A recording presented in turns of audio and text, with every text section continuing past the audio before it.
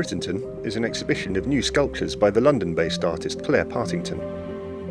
Claire's work uses imagery from the past to interpret the present, combining art history, folk art, fairy tale and feminism to cast a critical eye over Britain in 2021. Claire's sculptures are made mainly of earthenware, hand-moulded and often decorated in enamel.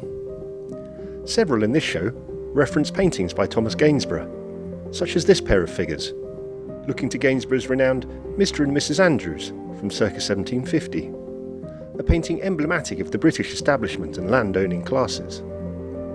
Claire extracts the couple from their bucolic landscape and uses interchangeable heads to transform them into wolves in the style of 18th century salt-glazed bear-baiting jugs.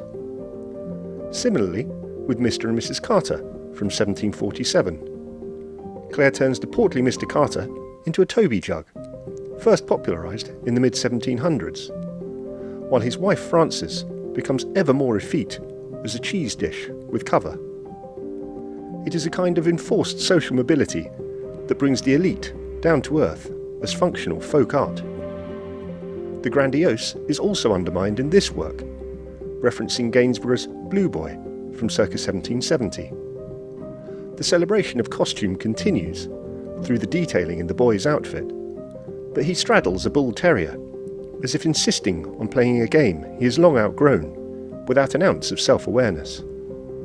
His mount wears brasses like a Shah horse, echoing his rider's dandyism, but through popular folk items.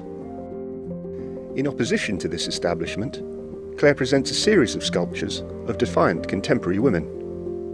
This work does so with reference to Jack Lemoyne's A Young Daughter of the Picts, a drawing from circa 1580, imagining how native British women might have looked. In Claire's sculpture, the Pictish woman stops on the return from a shopping trip. In one hand, she holds a bag of oranges. In the other is a net, with Mark Quinn's Bloodhead Self defrosting. Decapitation of male artists is a theme in Claire's work. A previous piece did the same to Cranach in 2020. And it continues the tradition of female artists articulating aggression, such as Artemisia Gentileschi. This is a response to Quinn's appropriation of the Colston plinth after the Black Lives Matter protests in 2020, using it to present yet another sculpture of a woman made by a man. The Lemoyne reference also appears in this sculpture to explore how women have been presented throughout art history. This Pictish woman stops to take a selfie alongside a wheelie bin.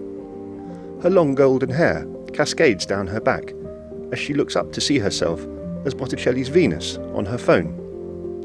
At her feet sits her faithful bull terrier, having recently caught a bird.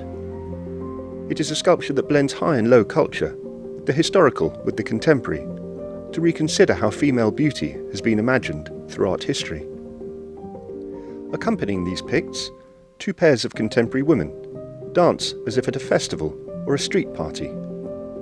Reclaiming the streets, they also liberate themselves in a flurry of colour and celebration, and they dance in bold defiance of traditional concepts of British reserve and decorum.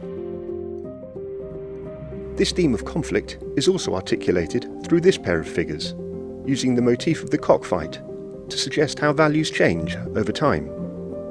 Cockfighting was once a hugely popular sport, but is now unpalatable and suggests how much sensibilities can change.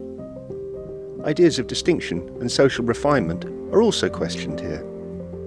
These figures' interchangeable heads allow them to appear either as elegant and civilised Georgian gentlemen, or as pugilist roosters, dirty farmyard scrappers, willing to do anything to defend their turf. Claire explores this theme of defensive territory and a closed kind of Britishness through reference to folklore and fairy tale. This sculpture, the Red Lion, uses the motif of the lion to allude to the British Empire, combining it with the children's game Dead Lions. This lion sleeps as if bewitched, while toadstools grow over him, suggesting how potent old narratives about Great Britain can be.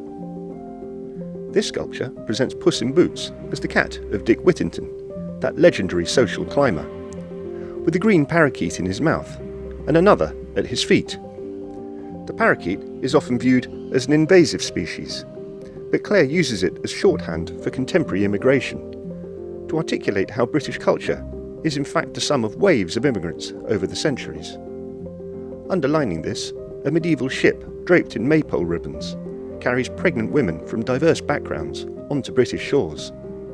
Immigration, it suggests, is more fundamental to British culture than anything Gainsborough ever painted, and strong women were always a positive force at its core. In essence, Claire's work is about challenging old ideas through the use of historical imagery, and particularly old ideas regarding women. This sculpture, the Royal Oak, presents the serpent and the eaten apple, alluding to the old Garden of Eden myth, blaming women for the fall from grace. The Dalmatian clearly tells us Claire's feelings on the matter.